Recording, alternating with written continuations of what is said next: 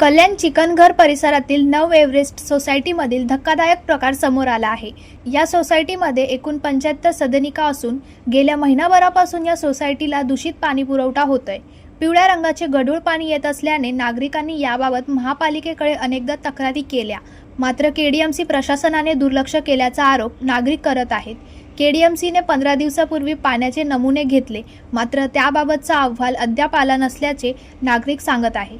या दूषित पाणी पुरवठ्यामुळे या इमारतीमधील रहिवाशांना, लहान मुलांना, वृद्ध नागरिकांना उलट्या, टायफॉइड, ताप, डायरिया सारखे आजार झालेत। त्यामुळे दूषित पाण्यामुळे नागरिकांचे आरोग्य धोक्यात आले आहे। अनेकदा नागरिक याबाबत केडीएमसी तक्रार करूनही दुर्लक्ष करत असल्याने दात कोणाकडे मागायची असा सवाल नागरिक करत आहेत।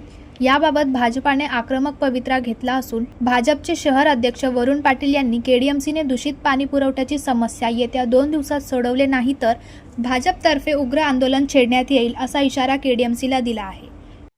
आता माझा नातू सुद्धा स्पर्श हॉस्पिटल इसला आहे, तिकडे आम्ही घेऊन गेलो होतो। त्याचं टायफॉइडचं निदान झालंय आणि त्या डॉक्टरांनी पण सांगितलं, आशिष पाटीलनी, की हे तुमच्या इथल्या पाण्यामुळे होतंय। मी पण स्वतः सफर होतोय आणि काही जण, एक 8-10 जण आमच्या इथले ॲडमिटही केलेले होते। आता ते ठीक आहे तब्येत, पण अजूनही म्हणावा तसा फरक नाही आहे। याबाबत मी जेव्हा काल मुंडे नंतर दळवी यांना फोन केला तेव्हा ते आज इकडे आलेले आहेत आणि पुढील कार्यवाहीसाठी आम्हाला ते मदत करणार आहेत। पालिकेला पण 2 वेळेस पत्रव्यवहार केला, त्यांनी येऊन पाण्याचे नमुने नेले। रिपोर्ट बाबत आम्ही त्यांच्या पाठपुरावा केला, पण अजूनपर्यंत रिपोर्ट आलाच नाही।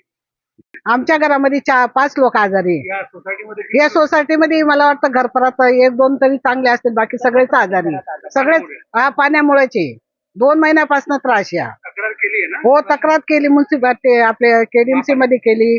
आपल्या सोसायटीने सिंटेक्स खाली वर स्वच्छ करून सगळं पाणी व्यवस्थितशीर करून पण तो त्रास आहे। सोसायटीची काहीच चुकी नहीं याच्यामध्ये, सगळं व्यवस्थितशीर है।